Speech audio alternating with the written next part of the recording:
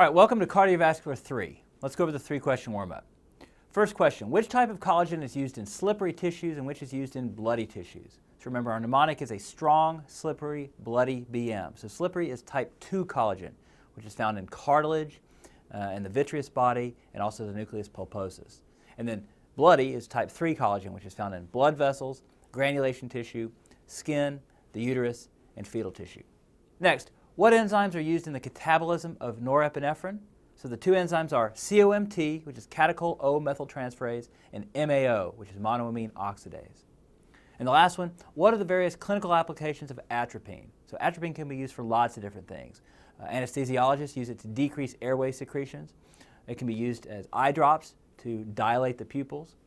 It can decrease stomach acid, and it can decrease gut motility.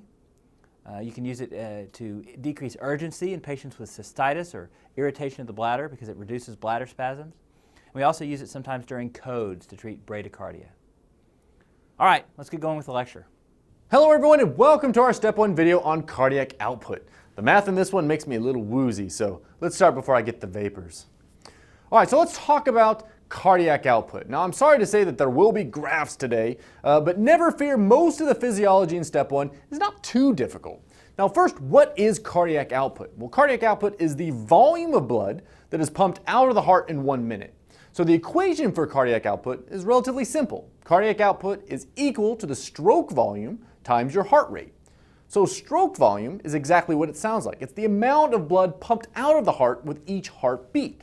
So that equation is almost self-explanatory. Now through the magic of algebra, we can rearrange this equation and discover that stroke volume is equal to cardiac output divided by the heart rate. Now another way to calculate the stroke volume is to know the difference between the end-diastolic volume and the end-systolic volume. Again, very simple. We're looking at the volume of blood in the heart when it's at its fullest, and then subtracting out the amount of blood that is left in the ventricle after the heart pumps. So obviously the difference is the amount of blood that is ejected from the heart.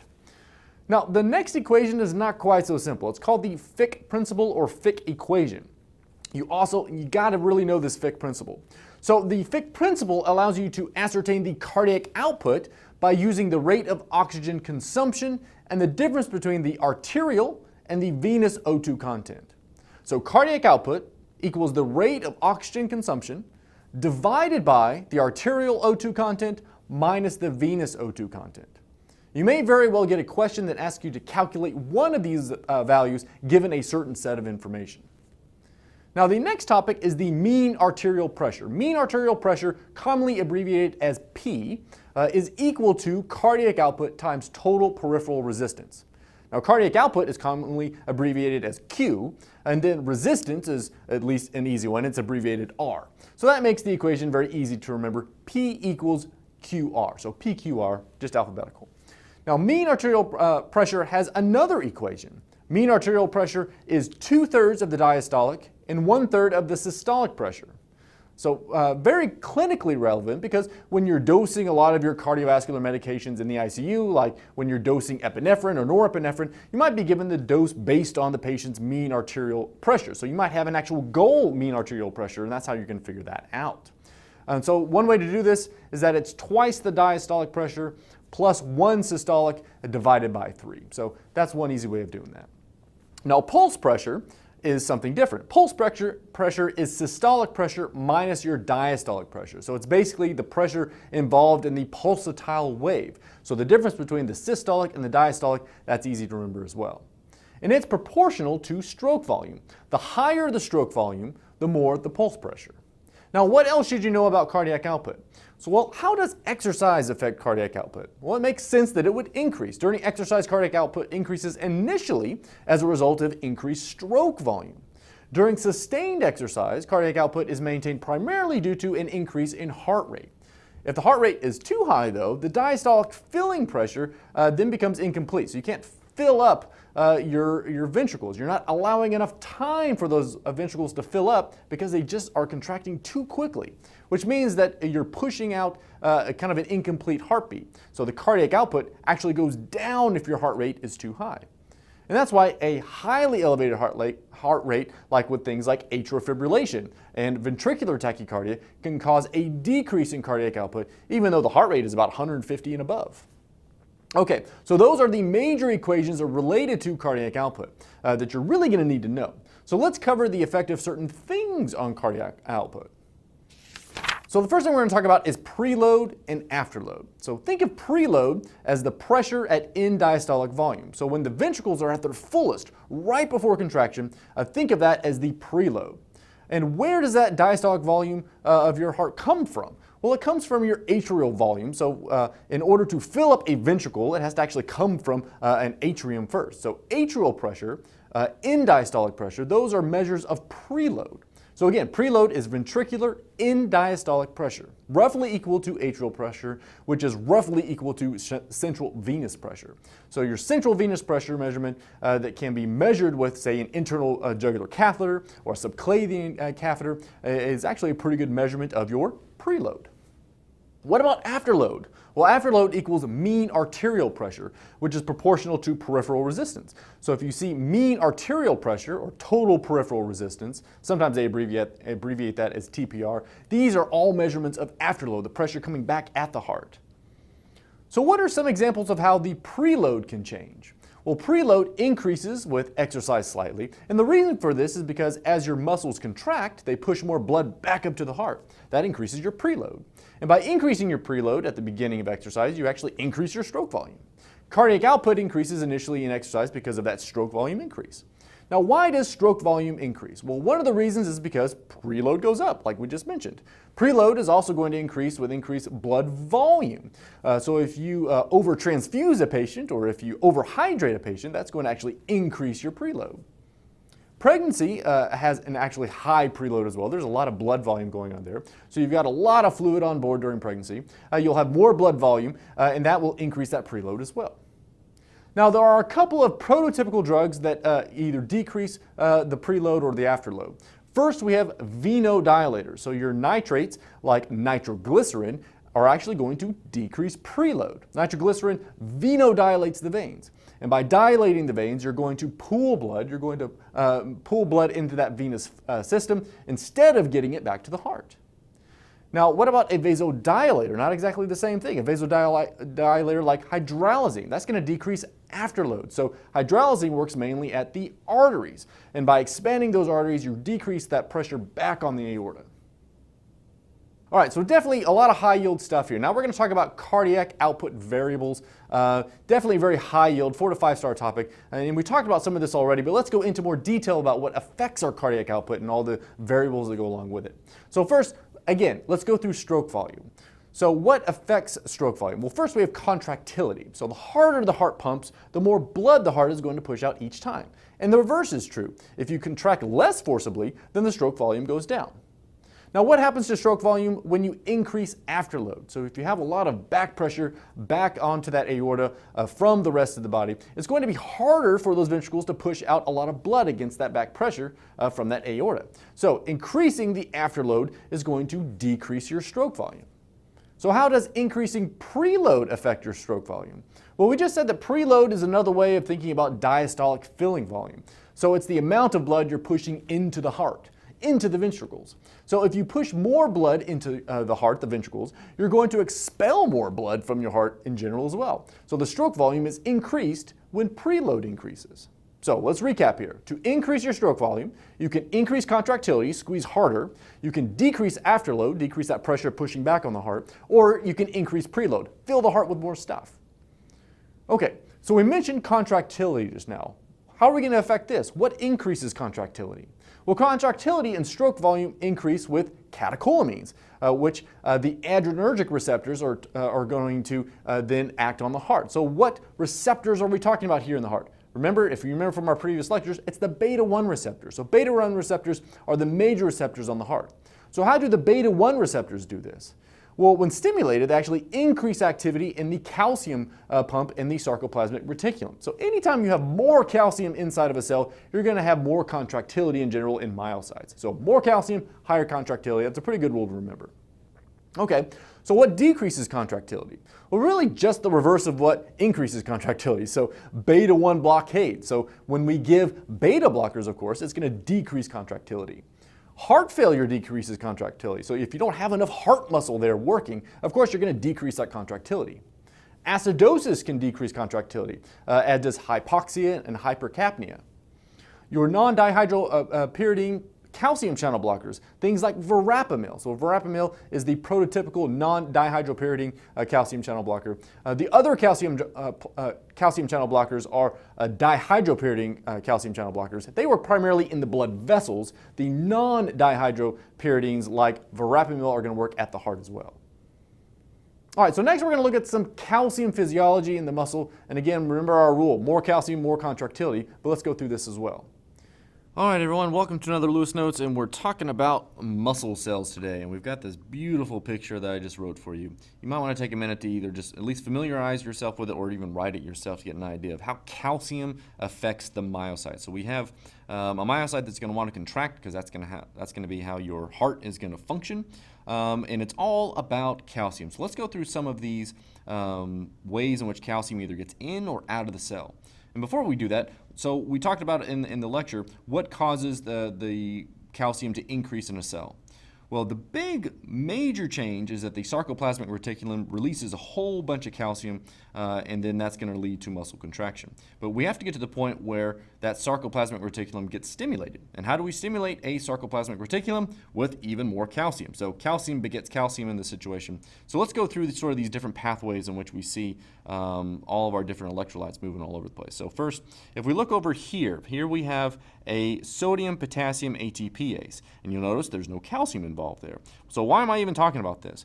Well, you have to have different gradients of potassium and sodium in order to maintain a certain gradient. And then that gradient is then going to help us move other types of things like calcium in and out of the cell.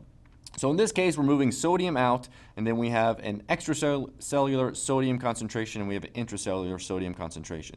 So how's that going to affect other things? Well, we've got this other thing called this sodium-calcium exchanger. So in this case, we're actually moving calcium out of the cell as we're moving sodium into the cell. So you can see how this sodium gradient is still going to be very important on whether or not we can move calcium out of the cell. And then our third thing here is what we call a voltage-gated calcium channel. And this thing is just a big old gap that allows calcium into the cell. And it can either open or close depending on what type of voltage is going on in the cell.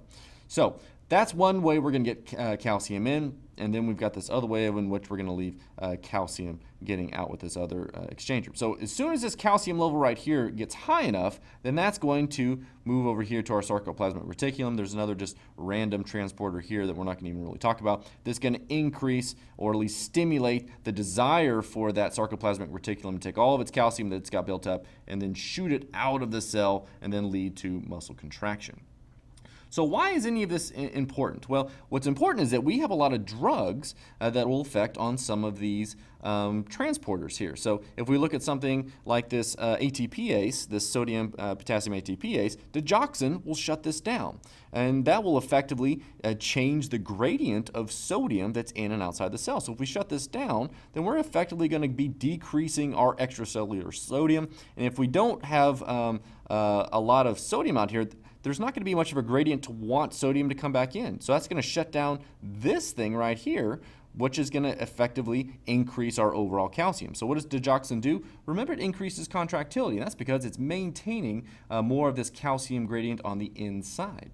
So what if we wanted to decrease contractility? Well, we could use a drug that affects calcium channels. Remember how we were talking about verapamil? Well, what if we shut this thing off? Well, if we shut this thing off, then we're going to decrease the amount of calcium again, the exact opposite of what we were doing essentially with our digoxin. So we're going to decrease this calcium that's right here, and therefore you're going to stimulate the sarcoplasmic reticulum even less. So you don't necessarily need to know all the ins and outs of everything on here. But I would, have a rough idea of where these are going. And then when subsequent lectures come up on some of these drugs specifically, you'll know, it's all about the calcium that's changing the effects of this on the heart and the myocytes themselves. All right, that's it for that. So now we're going to take those concepts and put them into another curve, another graph, and this is going to help us understand them a little bit better. All right, everyone, welcome to the Starling curves. Sometimes curves and graphs can be a little intimidating, but really, if we'll break this down, we'll be able to figure this out pretty quickly. So this is a graph on the y-axis. We have cardiac output. You could also just say stroke volume, but I'll probably refer to it as cardiac output most of the time. And then on the x-axis, we have ventricular end diastolic volume, another way of saying preload. So as we're increasing preload going to the right, then most of the time we're going to see an increase in cardiac output. So you're giving the heart more blood, and it's going to want to pump that blood out. But we do have some scenarios where that's going to change, and you need to know the changes of these curves and how they go. So look in the middle here. So if you look at our normal right here, you see that it's just kind of following along as you increase in preload, you're increasing your overall cardiac output. Now you notice that it kind of flattens out there. So there does come a part where you can increase the preload only so far, and then you start getting diminishing results. This is not a straight line by any means. So you see that does end up running out of room at some point. Now, what happens if we exercise? So if we're looking at this one right here, we're seeing that for every given preload, we have an increased cardiac output. So one reason for that, one reason why this is being shifted up or to the left is another way of thinking about it, is that we're increasing contractility. So as we're increasing contractility, for whatever preload is going into that ventricle, it's squeezing it even harder. Therefore, we're getting more and more cardiac output, or even more blood going into the rest of the body. So what happens if you have a disease state? What if you decrease contractility? Well, you're getting a shift of this curve. What if we have CHF? We're getting a shift of the curve to the right and down. So no matter how much preload we're giving to this person, we're not getting near the cardiac output. We do not have the heart muscle to squeeze out that extra blood and do anything. So you'll notice that even the curve is even flatter here. So instead of even our usual normal curve we see here, this one's going down. It looks even limp. What's even more important here to know is that there was a diminishing return on the normal and the exercise, but it never went back to negative. You'll notice that about right here, you're seeing that as we're increasing the preload, we're actually getting decreased cardiac output. So this is sort of what we call the fluid overload status. So CHF patients will often have episodes where they get too much fluids on board. They start getting pulmonary edema. They're getting too much afterload. They're not doing well at all. Therefore, their cardiac output even goes down. So that's another scenario that you need to realize, is that CHF patients can be very susceptible to that fluid overload state. So what if we wanted to treat someone with CHF? How would we make this movement from CHF up to a CHF plus treatment into a better scenario? Well, you could use something like digoxin. So if you use digoxin here, potentially you're increasing contractility, and by increasing that contractility, you're going to improve that overall cardiac output for every preload that you see there. All right, so now let's quickly cover ejection fraction. This is an easy concept. How is it different from stroke volume? So ejection fraction is what your heart can pump out divided by what your heart can hold. So what your heart can eject, so to speak. Now the stroke volume is how much the heart can pump out per beat, and that's divided by what your heart can hold, which is your end diastolic volume. The ejection fraction is an index of the ventricular contractility. So as your ejection fraction goes up, that means that you've improved your contractility. And ejection fraction is normally above about 55. All right, so our next topic is going to cover resistance, pressure, and flow. I wouldn't spend my time trying to memorize any of these equations regarding this. Really hard to understand stuff on some levels. What you do need to know is that as you increase viscosity of blood, you're going to increase resistance. So viscosity will increase in diseases like polycythemia, hyperproteinemic states like multiple myeloma. You're going to have a lot of antibodies around. That's going to increase the viscosity as well, which is going to increase your resistance. Hereditary spherocytosis is a state of high viscosity because those big red blood cells are circular instead of biconcave. They're not very flexible, so that's going to increase viscosity as well. It's going to increase that resistance. And that's about all I would know about that. All right, so let's move on to another type of curve. I know we keep getting more and more curves here, and they can be frustrating. These are called cardiac vascular function curves. And these are a lot like Starling curves, but a little bit different. Again, cardiac output is on the y-axis, and on the x-axis we have the right atrial pressure, which we've said before is the preload, which again is the same thing as your end diastolic ventricular pressure. So this is, again, just kind of a different way of drawing out the Starling curve. So in the middle of our curve here, we have our baseline. Again, we know this. If you increase your preload, then you're going to increase your cardiac output. But then there is going to be a flattening of that curve eventually. The heart can only hold so much, it can only pump out so much blood. Now what happens if you decrease contractility? We've already gone through this, but this looks a little bit different. What's going to shift that curve over to the right and down? So as we covered before, a heart failure is going to decrease contractility and show that shift. Now what else can make our curve shift to the right and overall decrease cardiac output? Well, increasing afterload, too much pressure going back on the heart. That's going to decrease cardiac output for every given preload. Now what's going to shift our curve up and to the left? Well, we said exercise can do that. Drugs like digoxin can do that. So again, nothing new here. Now the one other thing that I want you to look at here is the venous return. So these are the lines that tend to go down as you go across the graph here. Now where these lines intersect is where the cardiac output is equal to the venous return. This is what the body wants. The amount of blood leaving the heart is the same as the amount of blood the venous system is returning to the heart. Now, because the cardiovascular system is a closed loop, this is really what you want. You want this all to be equal, for if you start to have a problem here, you're going to accumulate blood in either the systemic or the pulmonary circulations, and that's when you start to see things like systemic or pulmonary edema. Now you can also see that if you lose a lot of blood, say through hemorrhage, then that's going to alter your ability to provide enough preload, and again you see a decrease in cardiac output. All right, so these graphs aren't all that complicated if you know the basic principles, and then you can go through these. All right guys, so that's going to be the end for the lecture part. It is time for that end of session quiz. Let's go through those answers together. First question here, what is the pulse pressure in a patient with systolic blood pressure of 150 and a mean arterial pressure of 90? So the mean arterial pressure is equal to 1/3 of the systolic pressure plus 2/3 of the diastolic pressure. So you need to figure out the diastolic pressure here. So if you plug in a mean arterial pressure of 90 and 1/3 of 150 is 50, and you do the algebra, you get a diastolic of 60. So if your diastolic is 60 and your systolic is 150, what is your pulse pressure? Well, it's just the difference between the two, so the pulse pressure is going to be 90. Next, what is the basic equation for cardiac output? So remember, cardiac output is equal to heart rate times stroke volume.